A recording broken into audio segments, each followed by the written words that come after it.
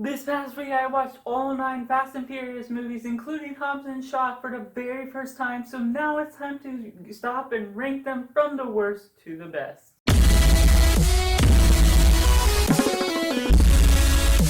Hey everyone, I hope you're having a wonderful day. I'm Josh, this is Simply Cinema, and before we begin my ranking, I'd love to hear your ranking down in the comments below.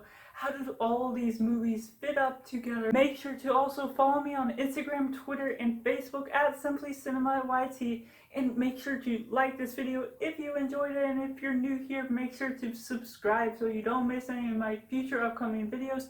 But without further ado, let's begin. Coming in at last place, we have Too Fast, Too Furious, and this movie is the least Fast and Furious movie for me personally. It just doesn't feel like any of the other movies. There's like too many organizations involved with the chase and all of the scheme within the plot, and taking Dominic Toretto out of the mix just loses the vibe of having Paul Walker's character and Vin Diesel within the partnership between the two guys.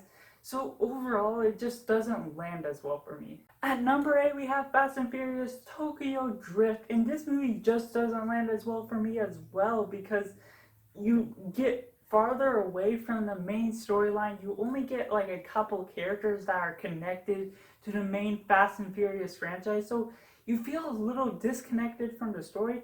And while it's still decently enjoyable, it feels less like a Fast and Furious movie still.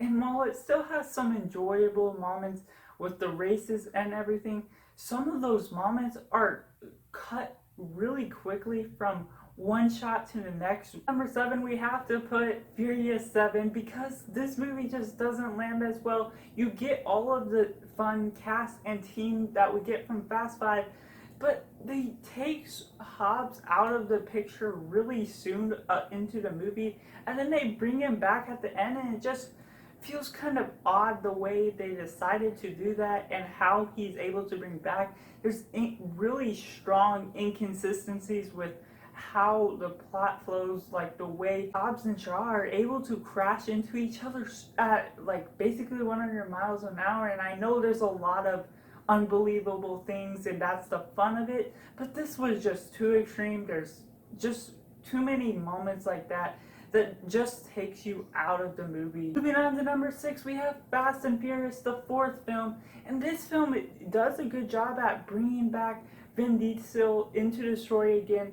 And you get the chemistry between him and Paul Walker's character, but it still doesn't just work as well. You get the fun moments with all of the races and all of the fun within that. And then you get Letty's fake death within that, but they still don't really have all of the magic or charm that came from the first film, so it just brings this a little bit down. Number 5, we have The Fate of the Furious. In this movie, still, it takes a while to really get into the story and figure out what it's trying to do, and that's where it drags the movie down a little, but at the end, it's really fun with all of the final battle on the ice, and it's one of the longest final battles of the franchise, so it's really fun the way they bring and draw all of that out, and that's what makes me really like that a lot more. And the way the main villain is able to bring Dominic Toretto against his team and draw the conflict against that mainstream, and the way they're able to have to team up and bring him back to their team. And at number 4, we have The Fast and the Furious, the very first one. And this film does a really good job at the world building, explaining the rules, getting you to love the characters of Vin Diesel and Paul Walker's characters. It's just really fun the way they bring them into the mix and with all that.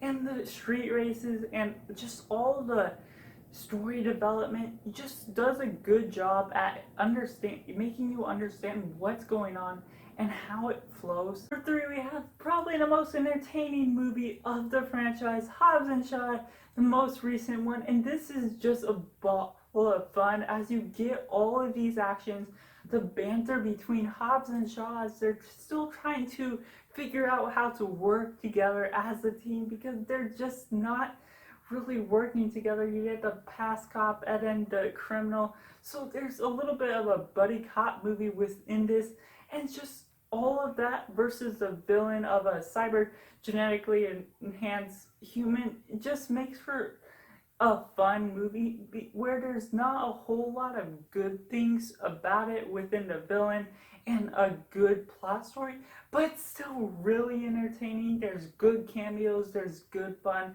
and I had a good laugh. Number two, we have the Fast Five, and this is just a fun movie as you get the good story, the good characters, and you're finally developing the team we've really been waiting for, and they're still able to basically equally divide their roles, understand what character does what, and how they each have their own personalities that makes you care for each one of them, and the fun that goes into the mix with the cast of Vin Diesel, Paul Walker, and having The Rock basically as a villain because he's just the cop that's trying to capture the criminals, makes for a fun story as you really get to dive into the plot and the action involved with all of that. Number one, we have the Fast and Furious 6. In this movie, I don't particularly care for the story as much as Fast 5, but what this wins me over for is the way they have a couple deaths within it,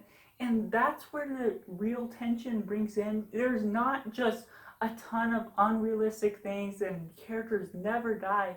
They finally brings a couple characters who die within this film, bringing real problems into the mix within the team that they really built up from Fast 5. And while the story isn't necessarily as good as Fast 5, which brings me to kind of have it as a tie between the two, it still just wins me over because there's the real problems that actually happen within the deaths. But of course, that was just my ranking, and I'd love to hear yours down in the comments below. Let me know what you think of all these films, how they connect together and make this fun story, and what are you looking for the future of the Fast and Furious franchise. Let me know down in the comments below. Make sure to like this video and subscribe by clicking that middle button. Also check out these other videos, one that I picked out for you as well as one YouTube suggests for you specifically. Check those out, let me know what you think of them, and I'll be back for more movie reviews, rankings, and more on the way.